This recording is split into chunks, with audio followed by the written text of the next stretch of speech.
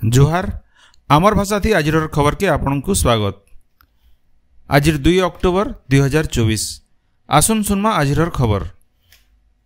सारा देशे जातिर पिता मोहनदास करमचंद गांधींकर आज 155 नंबर जयंती पालन करा जाउछे।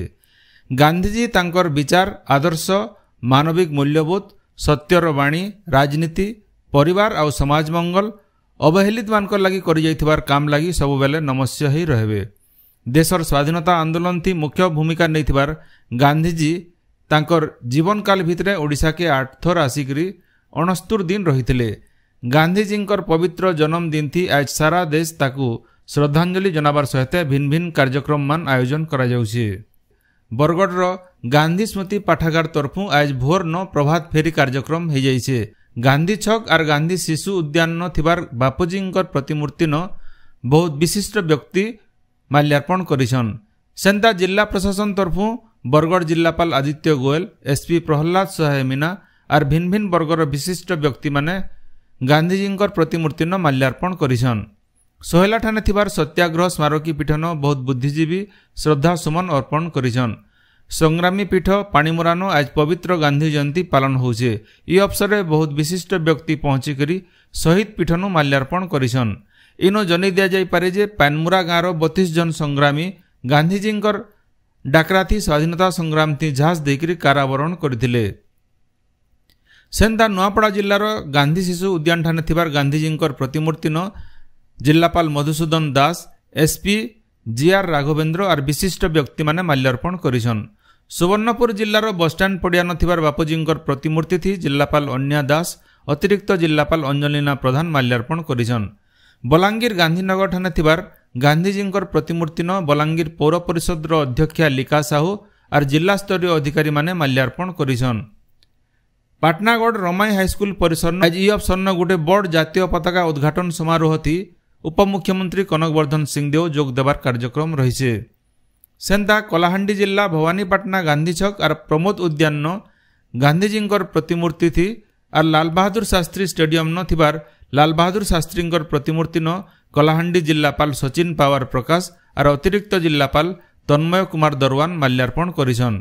झारसुगुड़ा जिला पुराना बसस्टैंड ठाने थिबार जातिर पिता महात्मा गांधींकर प्रतिमूर्ति न जिलार प्रशासनिक अधिकारी और विशिष्ट व्यक्ति माल्यार्पण करिछन। ई अवसर सर्वधर्म प्रार्थना सभा होइथिला। भुवनेश्वर महात्मा गांधींकर राज्यस्तरीय जयंती समारोह पालन करा जाउछे। विधानसभा परिसर न थिबार महात्मा गांधींकर प्रतिमूर्ति पाखे आज प्रार्थना सभा अनुष्ठित हो जाइछे। इतार छड़ा उपरबेला जयदेव भवन न ओडिशा न गांधीजी शीर्षक गोटे फोटोचित्र प्रदर्शनी गांधी दर्शन शीर्षक आलोचना चक्र आयोजन करा जिबार कार्यक्रम रहिছে। सेंता आज देशर 2 नंबर प्रधानमंत्री लाल बहादुर शास्त्रींकर भी जन्मदिन है। शास्त्रीजींकर जीवन भी आमको साधु और नीतिवान रहबार दिगे प्रेरणा देथिसी। ई अवसर तांकर स्मृति प्रति श्रद्धांजलि दिया जाउछे।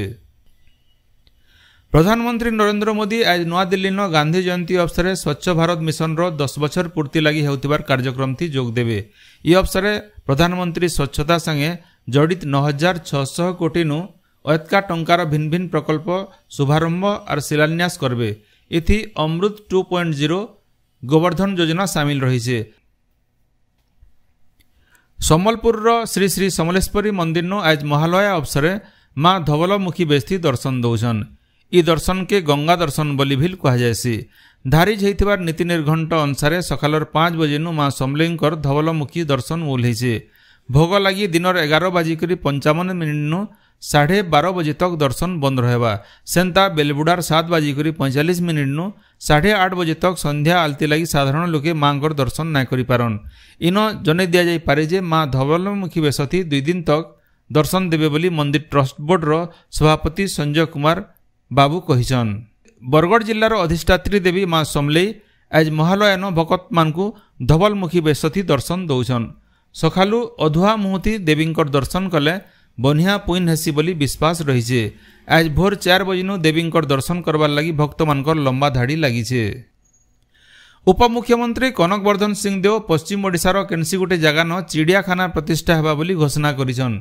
इटाके नजर थी रखिकरी बरगढ़ जिला पाइकमाल ब्लॉक नरसिंहनाथ ठाने चिड़ियाखाना स्थापन करबार लगी अंचलवासी दाबी करिछन।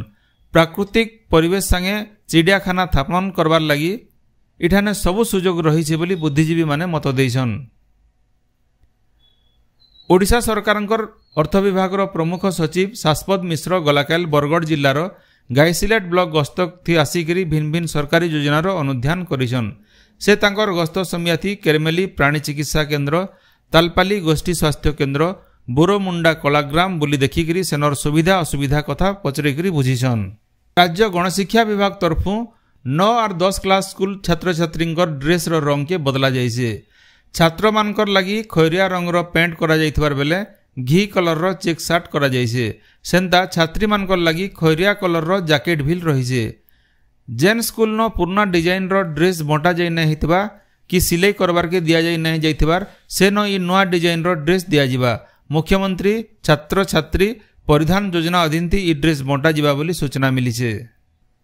बरगढ़ जिला भटली थाना करलाजुली गाँव 2 बरस आगुन घटिथिबार बहुचर्चित दुष्कर्म घटनार अभियुक्त विजय नायकंकु गलाकाल बरगढ़ मान्यवर स्वतंत्र अदालत 10 बरस सश्रम कारादंडादेश और 10,000 टंका जरिमाना करिछन। जरिमाना आदाय नहीं हेले और 4 मास तक अटका जेल दंड हेबा बोली अदालत तरफु घोषणा करा जाइछे। सेंता घटनार पीड़िता के 4 लाख टंका क्षतिपूरण देवार लगी मान्यवर अदालत निर्देश देछन।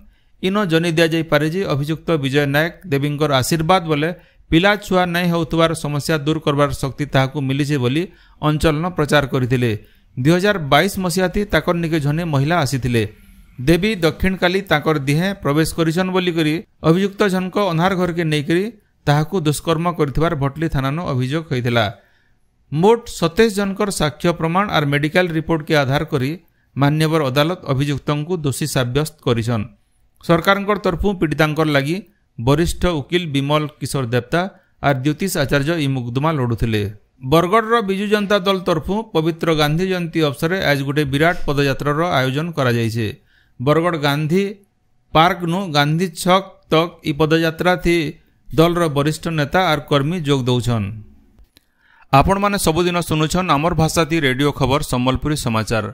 सम्बलपुरी समाचार बाबदे आपणकर मतामत देवार सहित ई काम के आगे जारी रखबार लगी तहक और सहयोग देवार के अनुरोध।